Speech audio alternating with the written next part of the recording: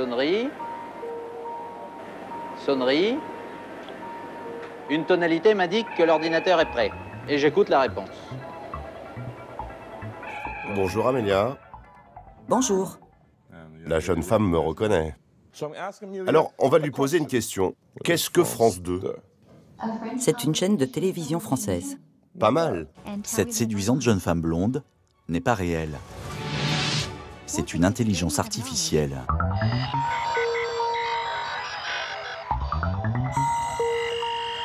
C'est une innovation considérable. La révolution industrielle du XIXe siècle, ce fut en quelque sorte la multiplication par la machine des capacités physiques et musculaires de l'homme.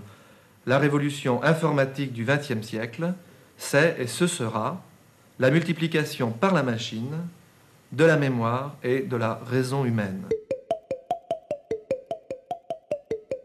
Ces machines sont construites par l'homme à son image. Ce sont des instruments qui prolongent ses facultés, ses possibilités. Imaginons que des cerveaux électroniques d'une incroyable puissance résolvent à notre place les problèmes les plus complexes. C'est quand même un peu inquiétant, donc ces machines empiètent sur les domaines réservés aux hommes.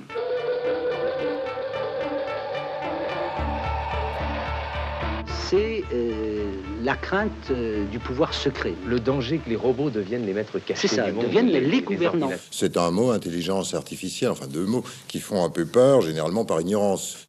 Le geste est pathétique, l'heure est historique. Le champion du monde d'échecs vient d'être battu en combat très singulier par une machine. L'intelligence a dû laisser place à la formidable puissance de calcul implantée dans les entrailles d'un ordinateur d'1,5 tonne. Cette petite image, par exemple, n'a l'air de rien. Pourtant, ces deux robots qui décident de coopérer n'avaient pas été programmés pour le faire. Qu'est-ce que vous voulez nous dire, là? Que nos ordinateurs vont devenir intelligents, c'est ça? Vont-ils contrôler nos vies ou au contraire la rendre plus facile? Les robots vont-ils simplement nous délester des tâches ingrates ou bien vont-ils nous remplacer ?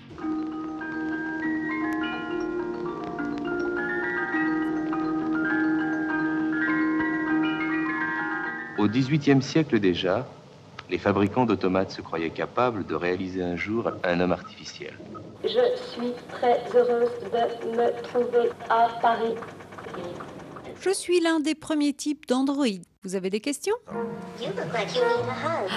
Ah, je veux bien un câlin. Merci. Est-ce que tu es mon ami? Je suis bien plus que votre ami. Je suis votre meilleur ami.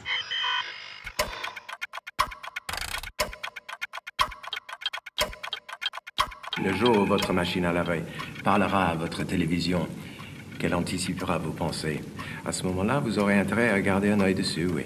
Voici la machine à laver qui va peut-être bientôt orner votre salle de bain. Design futuriste, bourré de technologie, capable même de communiquer avec un smartphone. Un jeune de 16 ans peut conduire une voiture, mais je ne me fierai pas à un ordinateur pour me conduire au travail, s'arrêter au feu rouge, éviter les obstacles. La voiture anticipe, elle devine les désirs et agit en fonction. Mais là, il n'y aura ni pédale ni volant. Le conducteur deviendra passager avec une voiture à son service. Les banques de données, ça serait par exemple des informations sur toutes sortes de gens qui seraient codées, classifiées, de telle façon qu'on pourrait très rapidement et très commodément sortir toutes les informations que l'on voudrait sur quiconque que vous voudriez.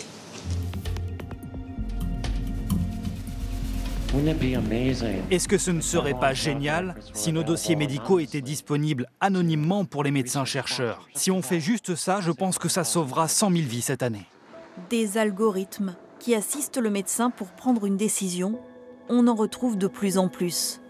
Demain, grâce aux données, nous connaîtrons sans doute une médecine personnalisée. Reste à poser le cadre pour que cette révolution ne devienne pas un nouveau Far West.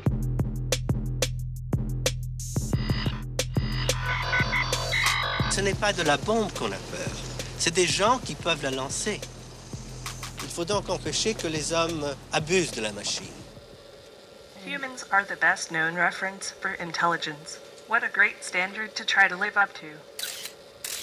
L'intelligence, c'est tout ce que les hommes savent faire et les machines pas encore.